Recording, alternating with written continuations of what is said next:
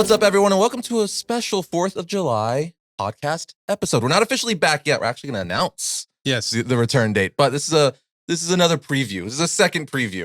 It's just a 4th of July special. A one-shot, if you will. That's what we promised on our last outing when we talked about the Flash movie. Right. Is we were back for the 4th of July with a special episode with something we wanted to do is a little just for fun. First of all, happy 4th of July, everybody. Hope you're having a great holiday with the fam. That's my fireworks. Here in the States. Yeah. Very good. That's fantastic. You know the crackle ones? They go, that's really good. I know. I really should have. You should be a Foley artist. Right, Foley, voiceover, something like that. That's really good. But yeah, today we are doing something a little bit different and potentially a little bit dangerous. Well, we are going to play a round of agree or disagree. No, Tim. No. No? It's not. No. It's a round of agree or disagree, disagree. You gotta say Enter it. bumper. Yeah. So we're gonna go back and forth. Each of us have some statements that we don't know lined up. Yeah. Like I don't know yours, you don't know mine. Correct. Okay. And we're just gonna hit each other back and forth with a statement, and then the other one has to agree or disagree. Yeah. So this could get interesting. And then the person asking could quickly elaborate, but we're gonna try to burn through them relatively quick. Yeah, we're gonna keep this fast paced. Yeah, we're not gonna be like on a. This is just for fun. Yeah, it's just for fun. Yeah, we're not gonna be like 10 minutes on one agree or disagree. Correct. But you want me to kick it off? Yes. Let her fly. Okay. Wait, I'm going. So I'm gonna ask the question. Okay. So you're gonna make a statement. Oh, statement. Yeah, the statement. Yes. All right. Fair enough. Okay. So, agree or disagree? This is like it's like waiting to get punched in the face. Across the Spider-Verse is the best Spider-Man movie, live action or animated? Which one? Like just in general, it's like Across Spider-Verse is the best Spider-Man. Across the Spider-Verse. Let me rephrase the statement. Spider-Man. Agree or disagree? Across Spider-Verse is the best Spider-Man movie. Period. There we go. I would disagree. You would disagree. I disagree, and it's because I mentioned it last time when we were talking about DC and we did our little brief mention of Across the Spider-Verse and what we thought of it. I thought Across the Spider-Verse was excellent. Mm-hmm. I did think it was a little bit overhyped. I think it was a little bit too long. For me personally, it's just a subjective taste thing. I did not like the animation as much this time around. I thought it was too much color vomit. It was too all over the place. Mm-hmm. I liked the idea of what they were trying to do, but I just thought some of it wasn't as effective as it could have been. I still think the first Into the Spider-Verse was the better movie. So I would say of all of them, I still think Into the Spider-Verse is probably the best Spider-Man movie ever made. For me, I feel like I would agree with that statement, although I do very much also agree with what you just said. For me, I feel like Into the Spider-Verse and Across the Spider-Verse are like interchangeable. Like I think they're that close where it's like it's just one of those things. Although I really, really like that bit in Across the Spider-Verse towards the end. Spoilers. Where Miles is, talking to Spider-Man 29 and giving that speech of like everyone's trying to tell me what I'm supposed to be and how my story's supposed to go. That whole like kind of third act really kind of pushed it for me. Although the first one still too, and then Spider-Man 2 would be like my top 3 would be Spider-Man 2, Into the Spider-Verse, Across the Spider-Verse. So that'd be my top 3. I think the only other after because for me it's like there's like a sizable gap I would say because you got Into the Spider-Verse, mm-hmm. You have Across the Spider-Verse, and then I'm probably gonna say, No Way Home. Those would be like the top 3. Not Spider-Man 2? No. There's a big for me. So there's good. a pretty sizable drop off Wow. after that till you get to the other ones. Homecoming is really good too. Far From Home is good, but it's not. You kind of. So you definitely like Tom Holland Spider-Man more than Tobey. Oh yeah, Tom Holland I think is the best Spider-Man. He's great. Live action Spider-Man to date. I would agree with that, although as a movie, I like Spider-Man 2 more than I think any of the Tom Holland Spider-Man movies. I like Spider-Man 2, don't get me wrong. There's tons of nostalgia. I like it a lot, but I think that as a complete movie, Into the Spider-Verse, I think was great. The other thing about Across the Spider-Verse is that, and I mentioned this last time as well, is it had a lot of setup in it. So that's what made it kind of feel long at times. It felt a little bit slow at times for me. But I, just recognizing that they're setting a lot of things up. But the building with his family too, his parents specifically, yeah, it's really I thought was so good. Everything with the family is really good. So I would say disagree. Into the Spider-Verse is definitively, in my book, the best Spider-Man movie to date so far. And I'm gonna go agree with an asterisk. With an asterisk, although because like for me, like it's almost like picking your favorite kid at that point because they're both so, for me personally, so close to each other. But yeah. Anyway, your statement. All right, so here we go. Next. See, that was kind of a softball a little bit. That was a softball? That was a little bit friendly. That was very kind for the opening act. All right, so mine is, as long as the question lives, Batman is not the world's greatest detective. As long as the question, like, the question, the character, these characters, the question. So you're saying that Batman, as long as the question is alive, Batman is not the greatest detective? That we're not the world's greatest detective. He's all day long. Explain yourself, sir. His name is literally the world's greatest detective. That's not his name. His name's Bruce Wayne. Okay. Let's say one of his nicknames, Cape Crusader, right. Dark Knight. I'm saying the world's greatest detective. Is he mislabeled? No. Because Bruce himself said that Tim is even a better detective than him. He said yes. From what he's seen, he will be a greater detective than him one day in Batman Hush issue 7, I believe. So Batman Hush. But yeah, but he said one day. So they called him the world's greatest detective a long time ago. No. Just purely based on the is getting really in it, but just purely based on the amount of stories that Batman has to prove he's a better detective. That's just that alone, because it's got more scenarios where it's like, yeah, I can name way more instances of Batman being a better detective than the question being a better detective. Well, now, I think that's not taking anything away. Just volume, though. Yeah, that doesn't prove he's a greater detective. It just means there's more examples of him being one. Of him being a better detective. Not better, just a detective. No, so that's a hardcore disagree for me. Like definitively hardcore disagree. What about you? No, I'm waiting for your better explanation here. That is a perfectly good. Just saying I disagree doesn't actually answer the question. Okay, you've got to give rock solid evidence for your position here. For Batman being the world's greatest, is Batman definitively the world's greatest detective, and why?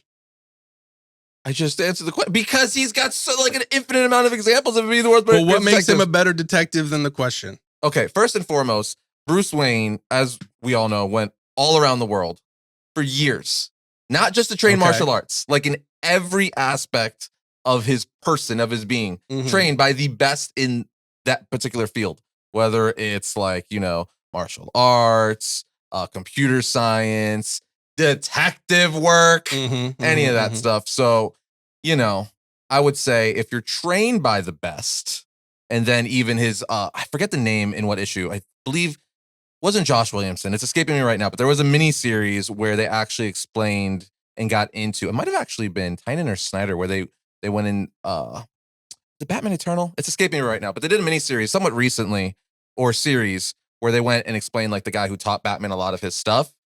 And he basically said that, oh yeah, you even exceeded me. So yeah, that. And then obviously, I mean, I don't have a lot of them off the top of my head, like issue numbers, but all day, every day, you could pick up more scenarios of Batman.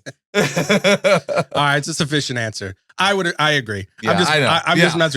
And the number one reason I would say I agree, I think the number one example of why Batman is the greatest, stands as the greatest detective in comics, is the fact that he was able to deduce, and this is detective work, deduce how to defeat every single member of the Justice League and have a contingency plan for each of them. I actually thought that, but I felt like that was more like nobody else has done that. Yeah, but isn't that more like tactical or strategic? No, that's detective work. It's a form of detective work. That's having to find out who each member is, learn everything about them, what their secret strengths and weaknesses are, and then figure out how do you overcome that. That's what detective work is. Yeah. It's a hodgepodge, because that's what Batman's like. Yeah, that for me has always been the thing that definitively makes him, in comics, and particularly in DC comics. It just goes to the reason that I always state, because it's says so much to Batman's character of Superman, Earth's most powerful being, the most powerful being that lives on Earth. I was saying Batman's the most dangerous man alive. Yeah. A guy with no superpowers, most dangerous man alive. Why? Why? That says something. All right, next one. But I got one that's not. Is this not as friendly? No, this is not as friendly. This is not as friendly. Agree or disagree? Star Wars could make Disney way more money than Marvel if handled correctly. Oh, wow. More than Marvel. if handled correctly in the proper hands in a George Lucas or Filoni type. Are we talking about all things being equal? In other words, Marvel is operating on all cylinders and Star Wars is operating on all cylinders? I'm mainly speaking to like the film and TV show side, not necessarily like the publishing side. So like Disney, obviously, what they're pushing the most is like movies but still, and TV. all things being equal. Like Yes, apples for apples. yes. Marvel's like we're talking Infinity Saga. Yeah, just in general, level. like yeah. Okay, are we we're because this is important. Are we pulling out merchandising? We're taking that off the table. No, it's everything. Just successful across. Could they make them more money? That's the question. Oh, yeah. Could they be more profitable and popular? I would say no. I would say disagree, and I would actually say a strong disagree, and solely because they have much more volume to work with. They have so many more characters. They can break out. They can do so many different things simultaneously. It all works together. Star Wars can do that, but I think with Star Wars, you much more rapidly risk oversaturation with the storylines because it's not as diverse. You're going to have a hard time breaking that out into all these myriads of origin stories and, side trilogies and all this kind of stuff than you would the Marvel universe, because you have legitimately like 60, 70 years of all of these stories and all these myriads of characters and events that you can draw from and blah, blah, blah, blah. I would say if all things being equal and they're both just functioning at full steam, Marvel makes more money. I would also disagree with that too, but I'm going to disagree because pretty much for what you said, because Marvel, their characters, it's just too much Spider-Man, Captain volume America, to Avengers, overcome. X-Men. It's just too much stuff that they can make money through movies, TV, comics, merchandise, otherwise. Right. But there is something to be said that this is like when you were a kid, actually 70s and 80s, is Star Wars merchandise was like it. Yeah. Like that's actually what made George Lucas all of his money, because he didn't have the rights to the movie. He's like, let me just keep the merchandise. Yeah. Billionaire off it. So it's an interesting thing to say. Like if you got like George Lucas back, you had Filoni, and they could go ham the way, just let them do whatever they wanted to do, because those are like the guys. Obviously Lucas is Lucas, and then Filoni is, the protege trained under Lucas. So it's like those would be the guys would be like, okay, well, if anyone's gonna do it, you are the two. Now, I'm kind of as you're talking, I'm like thinking this through a little bit further, because you got it, because that's what makes sense. You got Vader. Yeah, well, you got it's well beyond lightsabers. That. It's beyond that. So here's why I'm not rethinking what I'm saying. What I still think that volume wise, Marvel trumps. But here's the problem: Marvel over the last 10, 12 years has already explored a crap ton, right? So you would have to almost reset. You have to reboot, because Star Wars, on the other hand, because of all of the different things that Star Wars and the LucasFilm brass has done with Star Wars, they have left a huge chunk of the pieces that were fan loved, particularly on the Legends side. That fans have loved and wanted to see played out live action, or Revan, Malik, exactly, Malgus. all the Old Republic stuff. That they've just kind of left it untouched. Whereas if they tapped into that, there's a lot. Whereas Marvel has kind of reached a point where they just kind of need to have a lull so that they can reestablish oversaturation with them. Yeah, we've already reached. So you would almost have to go, okay, you have to kind of, again, all things have to be equal. So in other words, if Marvel was in a position where people were not oversaturated, and Star Wars, same thing, because you're kind of dealing with a little bit of fatigue and general fan anger across the board with both franchises currently.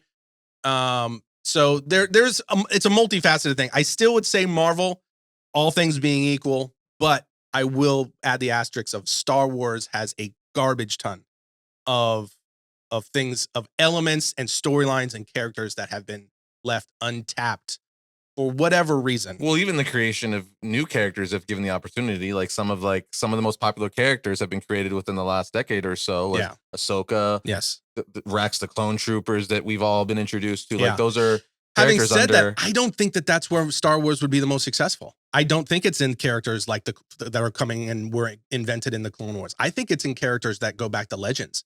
I think it's in the Old Republic. What I'm saying is they can keep creating, like Ahsoka is like top 10 most recognizable characters in the franchise. You can continue to do that. Yeah. And even explore new characters. For sure. If you can integrate them organically.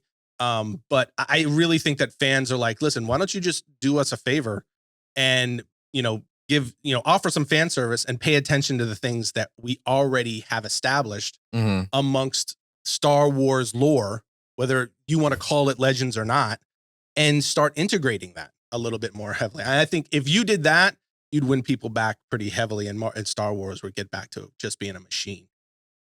In summary, disagree. But man, I want Lucas and Filoni to run this crap again. Yeah. Well, you're saying you disagree with the statement, not me. Yeah, no, yeah, I disagree. Okay. I think that Marvel would probably still end it. okay. I mean, just because you got Spider-Man, X-Men, the volume is just. I would say I don't think it'd be that far because on the other, playing the devil's advocate of my own answer, Vader, Luke, lightsabers, the Force, like those are some of the most popular things in all of fiction. So it'd be close. It'd be close. All right, so moving on, staying in the same universe, since we talked, this wasn't going to be my next one, but since we're already talking Star Wars, my next statement, agree or disagree, it's the executives at Disney rather than Kathleen Kennedy who is largely to blame or mostly to blame for the deconstruction of the Star Wars franchise with fans. It's the executives who are more to blame than Kathleen Kennedy. Because everybody blames Kathleen Kennedy.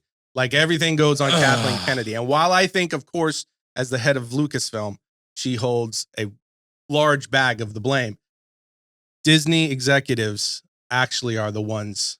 Disagree. Sorry, Kennedy. I'm throwing you under the bus. Not that Why? Just because, I'm sure, obviously, all those executives and shareholders clearly have a say. Clearly.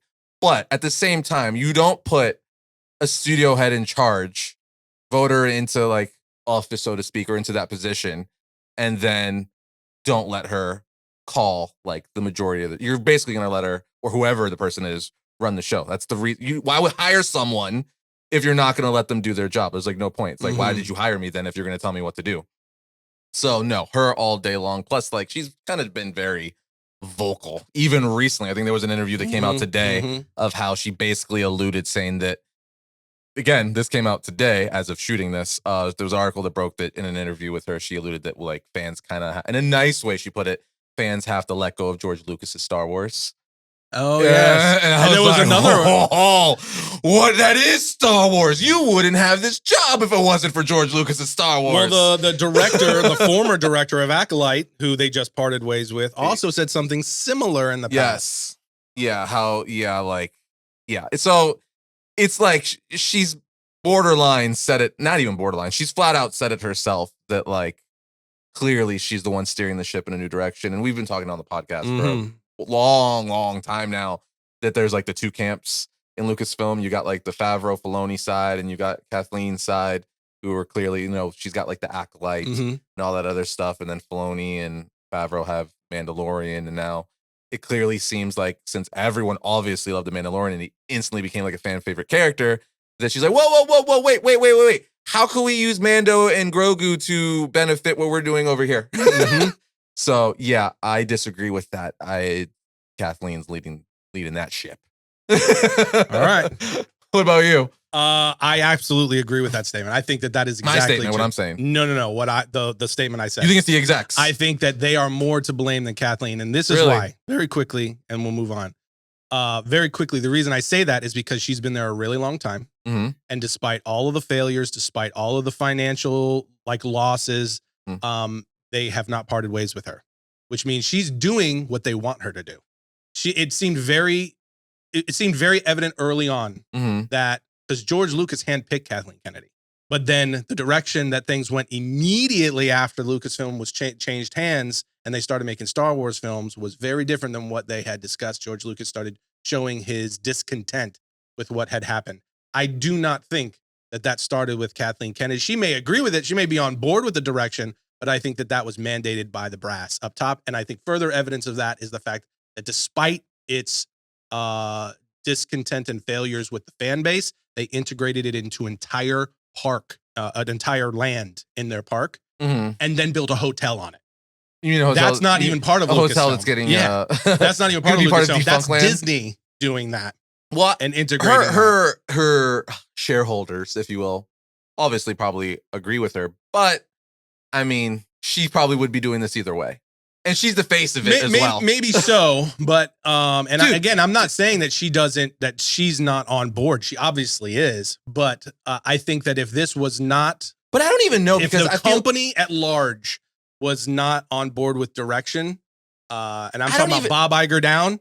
If they were not on board with the direction, they would have parted ways with Kathleen Kennedy years ago. I don't know because it's not that easy to get rid of. Han Solo would have been the end of her tenure. It's not that easy to get rid of her though. At the same time, there's lots of first she's Kathleen Kennedy. Nothing's easy, but believe me, where there's a will, there's a way. Yeah, first, and money usually dictates that. She's stuff. Kathleen Kennedy. There's lots of politics in there. Yeah, and it's kind of like, because she's pushing, she's doing her way of storytelling, and it's kind of like, well, we got to we're going to give her another try.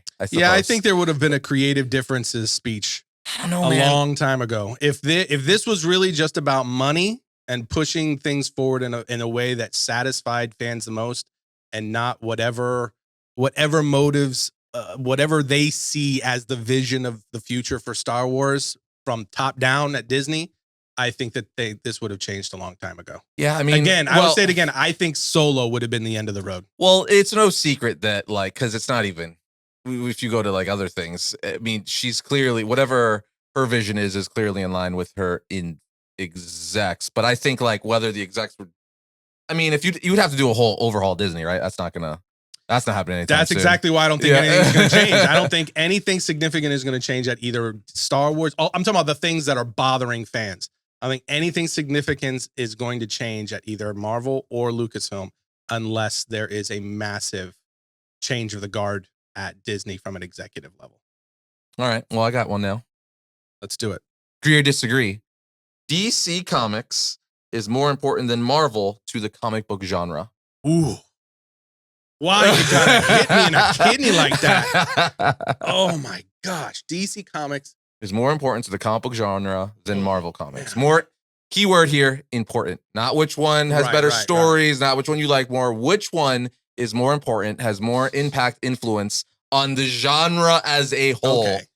I would agree with that solely from the perspective of Superman was the first modern comic superhero. Congratulations, Tim, because that is the only correct answer. I don't care how much you love Marvel. I don't care how much you love DC. The only answer, factually, yes, taking all bias out, yes, is clearly DC. It has to be, yes. Clearly. Because they were the first by quite a bit, actually. Yes. Superman, then you get to Batman and so on, and Wonder Woman, so on and so on. Yes, you can get into all the technical details of sure, Batman's a ripoff of the Shadow and the Phantom and some of these others. Spider-Man's a ripoff of the Spider. Yeah, so you can get into all of that, but those pulp comics. They were definitely the inspiration, and we're gonna do an episode one day on the actual character root origins, of characters like Batman, Superman, and so on. Have you seen the Stan Lee documentary on Disney Plus? I haven't. You? Yeah, I just watched it the other day. It's very interesting, and he flat out says in the interview, how obviously Hulk was inspired by Jekyll and Mr. Hyde and Frankenstein. Mm-hmm. He says in that documentary that Spider-Man was introduced by a character he liked as a kid, a noir character called the Spider. He basically he's just like the name Spider, so he's like I'll do Spider-Man and give him more powers and stuff like that. But yeah, all that to say that inspiration comes from a lot of different things. So. And that would be I think a fun episode. Let us know if you guys would like to see us do that, where we just kind of draw exact parallels and roots of where these characters came from. But yeah, I think I agree. That's the only answer. It's DC, and it's purely from we got here first. And we clearly know where I stand on that, given my reaction to your answer. So. Yes. That was I felt like I won a car. That was good. All right. Next up, and this one is a little bit of a sidestep. I'm hitting you with a little blind side. Okay. Hook is the greatest Peter Pan movie of all time. Yes. Agree. Correct, Arris. That agree. is the only possible answer to that question. The only one that even rivals it is the original Disney classic, which I could totally see you or other people be like, yeah, that. But for me, Hook all day long. No, yeah, it's Hook. It's Hook. Yes. It's Hook. Which is really funny because both of us discovered recently that movie's actually looked at in the film community as a not great movie. A lot of people, or at the time especially, it was a critical disaster. Awesome. It bombed. And I'm thankful that I was a kid when that came out. So good. I didn't know what critics were saying. Remember the McDonald's Happy Meal toys? I went to the movies as a kid. I saw that movie because I'm already a Peter Pan fan. Like from one time I was a kid, like the Disney Peter Pan movie is probably one of my favorite Disney movies from great a kid. movie. And so when we saw that and the live action Hook, it was freaking amazing. My eyes were like this big. You know what I'm saying? At like, 12, 13 years old or whatever I was. And I loved it. And to this day, it's even for my kids. Like I watched it with my kids a myriad of times. They love it. Our whole family love it. It's the best. No. So you're correct. Yes, no, I agree with that all day long. I remember when it came out on VHS in mid 90s or something like that. I just watch it over and over. The scene where their imagination goes with the feast, where they're imagining I just made up a word. They're imagining all the food being there, and then it becomes real. But like that frosting. Yes. Tell me that, but you're just like, what? You're like, it's so colorful. I want to eat it. How do you set up a feast like this? And why do you have turkey legs with this awesome like rainbow frosting and like mashed potatoes, bread, bro? Like so good. And yeah, it's like, and the whole you're doing it, Peter. And just flicks it at Rufio. So good. Yeah, so it's good. Excellent. And the John Williams score. No. Dude. Who plays Hook again? Dustin Hoffman. Dustin, dude. The best Hook performance. So good. Of all time. And you got Bob Hoskins as Smee. Yes. So good. And what is the name of the lady who plays? She plays Julia Roberts. No, not Julia Roberts. Julia Roberts. She plays Tinkerbell though. Yeah, she's good. Julia Roberts as Tinkerbell is great too. Yeah. No, I'm talking about the one who plays dang it. She plays Wendy. Oh, I know who you're talking about. And she also, she's McGonagall. Yeah, Professor McGonagall. Yeah. What's her name? I don't remember her name. An incredible actress. I love her in absolutely everything she's in. I can't remember her name. And also, freaking Robin Williams as Peter Pan. Yeah, Robin Williams, of course, the great Robin Williams. So yes, is the answer. Rufio.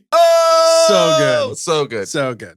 All right, so that's my turn, right? That was easier than expected. No, that was for sure. All right, so this is a collector comic book collection. Comic book question. All right. So, collector comic book. It's like, let me just ask. Let me Okay. just say. Okay, so Hulk 180, where we see Wolverine on one big panel on the last page, is the real first appearance of Wolverine, not Hulk 181.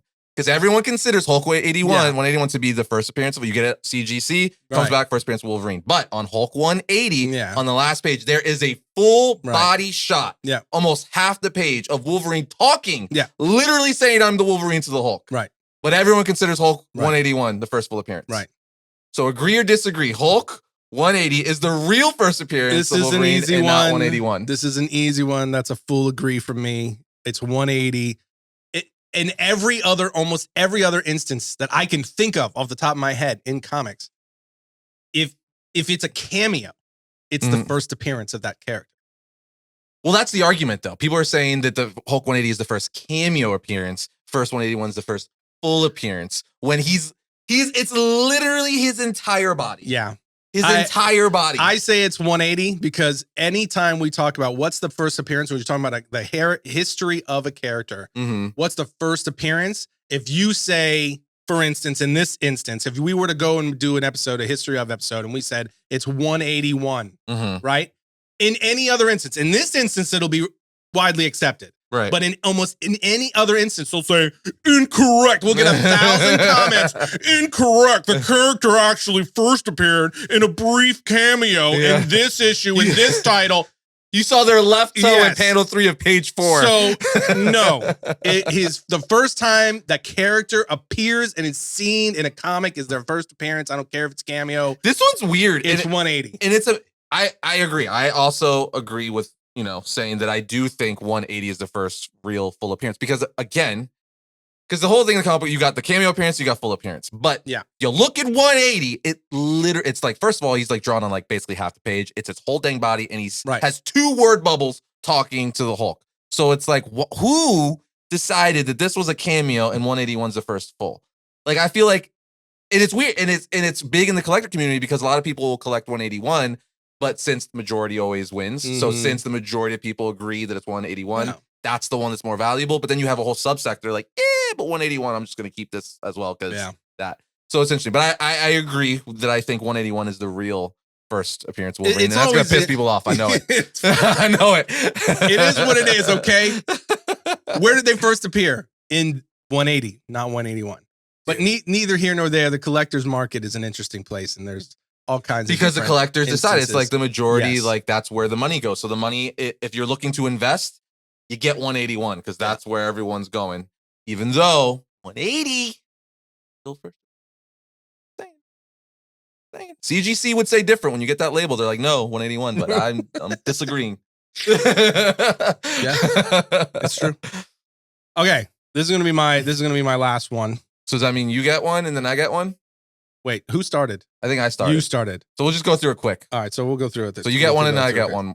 Okay, the DCU, the new DCU. Yes. Okay, has doomed itself already by not hitting the full reset button and completely separating itself from the Snyderverse. I was gonna ask this one. Literally, Are you really? I didn't have it written down. I was going to. Okay. It crossed my mind. That's funny. So good thing I didn't. Okay, so the DCU has doomed itself already. This is the statement. The new DCU under James Gunn and Peter Safran has doomed itself already by not hitting the full reset button and completely separating itself from the Snyderverse. Agree or disagree? Oh my God, there's so much to that. That's a very like gray area. I feel it's hard to just do yes or no with that one, but I have to pick one. Okay, I'm going to agree with that statement because I do personally think they should have just done a full reset. So I'm going to agree. I that like their chances of success are not as good as they could have been if they just would have done a full reset. So I'm going to agree with that. But my caveat would be is they still can find success. It's just going to be harder. Yes. It's going to be more confusing. It's going to take a lot. And I mean, we don't know what Gunn and team has planned, but I will say the Flash, which dealt with like, timeline and stuff, didn't do a very good job of, or at all, telling us where we're going or how that's going to change things going forward. Right, maybe the intent for Gunn is to reveal that later down the line, and maybe Superman, the movie that he's written and directed. So maybe that's when we're going to get that. I don't know.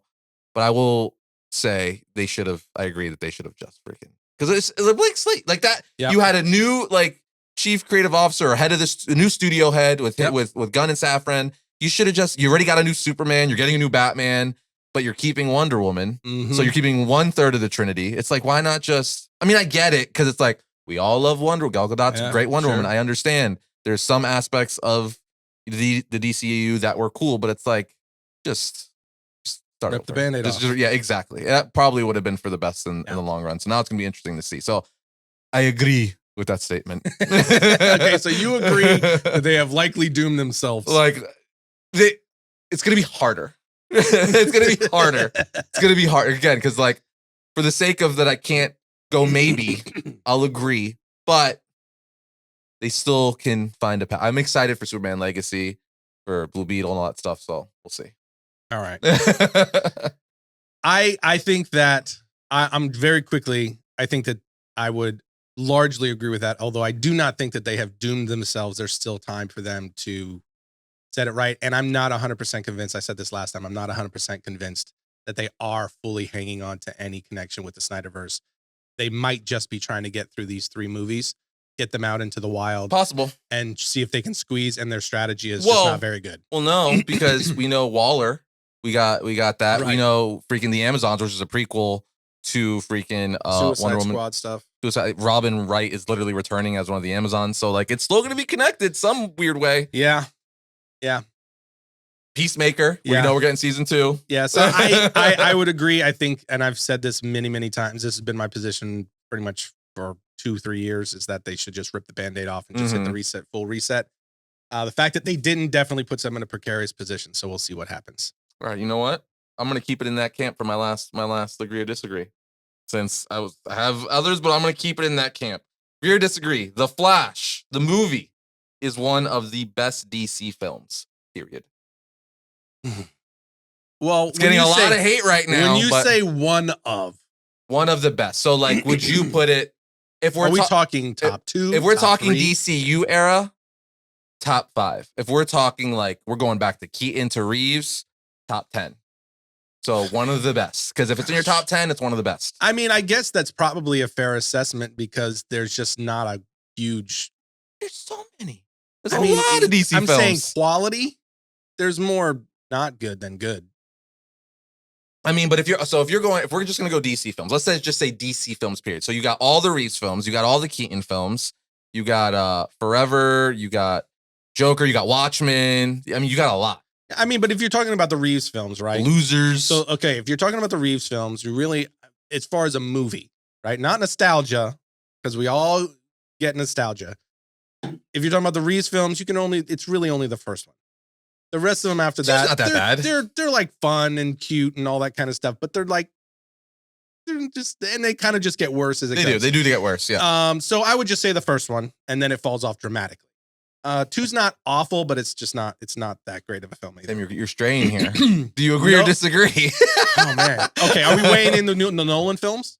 Yeah, there's all DC films. Okay, so Nolan, so everything, and it has to be in the top 10 to be considered one of the best. It'd have to make a top 10 list. Yeah, I'd imagine.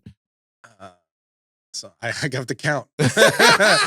I would say it's going to make the top 10. It's going to make the top 10. I'd agree as well. Purely.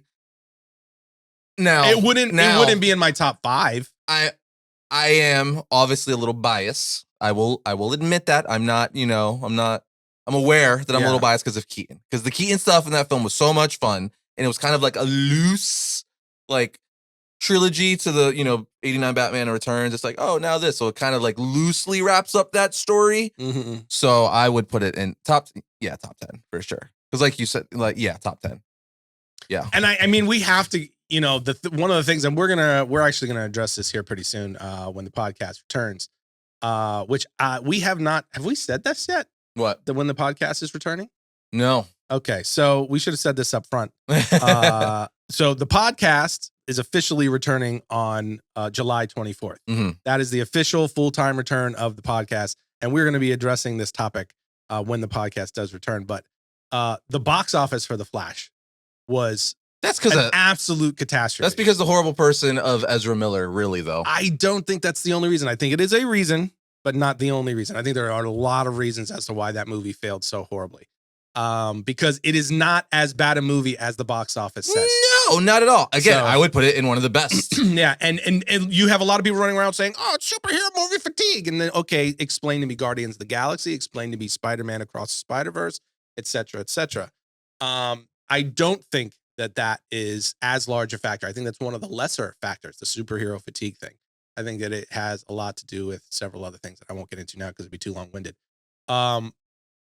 But the Flash's box office results says a lot about what fans either thought about. Because I did a poll. I put up a poll on the variant community. We got almost 30,000 votes on this poll about the Flash. Mm. Did you like it? Did you see it? Did you think it lived up to the hype? Was the question. And it was yes, no, I didn't see it, but I'm gonna, or I didn't see it and I don't have intention to. And the either no, it did not, or I'm not seeing the movie. I have no intentions of seeing it. Made up almost 60% of the vote. And that is a statement by itself. Because our audience specifically leans DC centric.